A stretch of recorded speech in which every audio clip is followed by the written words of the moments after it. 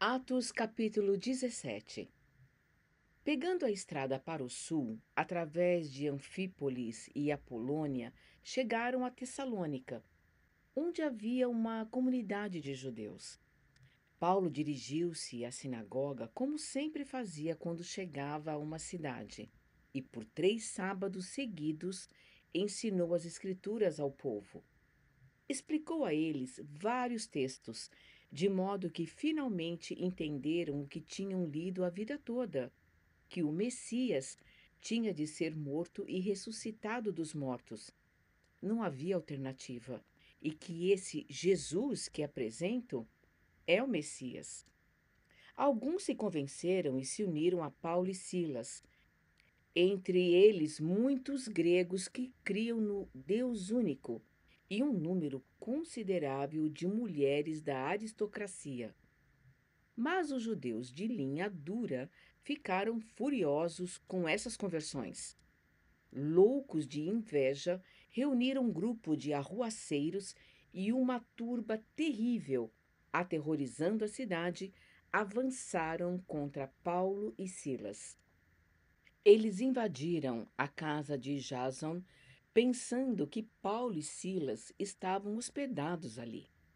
Como não os encontraram, agarraram Jason e seus amigos e os arrastaram à presença das autoridades da cidade, gritando como loucos: Essa gente quase destruiu o mundo e agora está aqui na porta da nossa casa, atacando tudo a que damos valor. E Jason os está escondendo. Esses vira-casacas e traidores dizem que Jesus é rei e que César não é nada.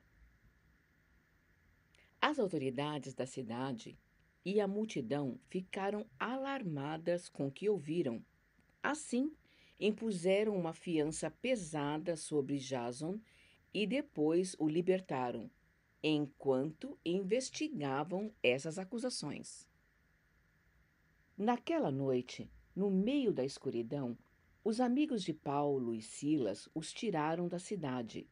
Eles foram enviados a Bereia, onde mais uma vez se misturaram à comunidade judaica.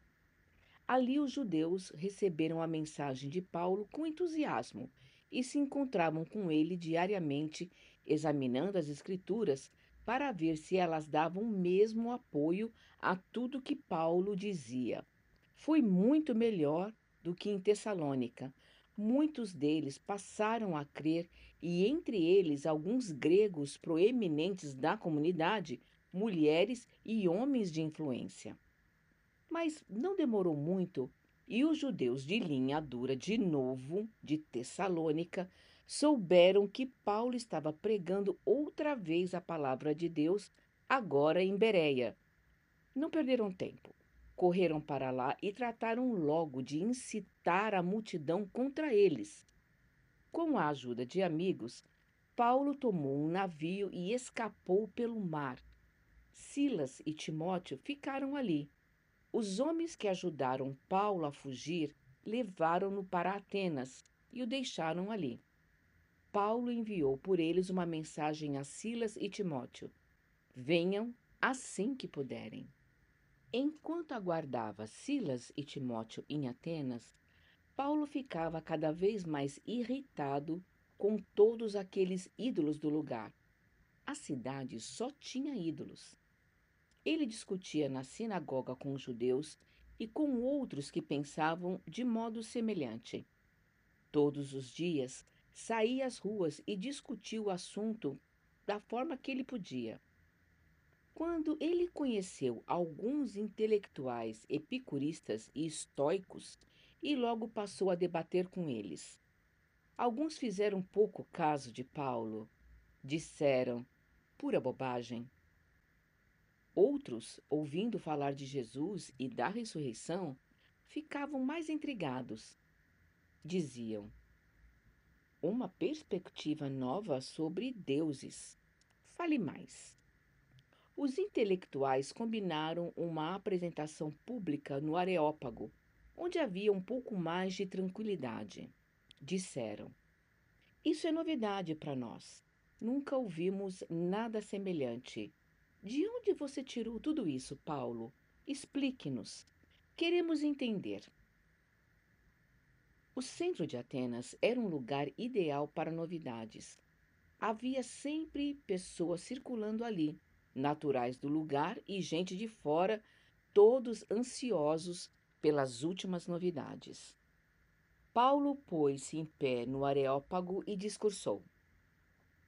É claro que vocês, atenienses, levam sua religião muito a sério. Eu, recém-chegado aqui, fiquei fascinado com a quantidade de santuários. Então, encontrei um deles com a seguinte inscrição: Ao Deus que ninguém conhece, o Deus desconhecido. Eu estou aqui para apresentar vocês justamente esse Deus, para que vocês possam adorá-lo com inteligência, sabendo com quem vocês estão lidando. O Deus que fez o mundo e tudo que está nele, o Senhor dos céus e da terra, não vive em santuários feitos sob medida, nem precisa que a raça humana se desgaste por causa dele, como se ele não pudesse tomar conta de si mesmo. Ele fez as criaturas. Nenhuma criatura o fez. Começando do nada, ele fez toda a raça humana e criou a terra habitável, com muito espaço e tempo para uma vida em que pudéssemos buscá-lo e que, em vez de ficar tateando na escuridão, pudéssemos de fato encontrá-lo. Este Deus, ele não brinca de esconde-esconde conosco. Ele não está num lugar remoto. Não, não, ele está bem próximo. Vivemos e nos movemos nele. Não podemos escapar dele. Tanto é que um dos poetas de vocês disse com razão: somos criados por Deus. Bom, se somos criados por Deus, não faz sentido pensar que podemos contratar um artista para esculpir Deus numa pedra para nós, não é mesmo? Deus até agora não levou isso em conta, pois vocês não conheciam muita coisa, mas esse tempo passou. O desconhecido agora está pedindo uma mudança radical de vida. Ele estabeleceu um dia em que toda a raça humana será julgada e tudo será acertado.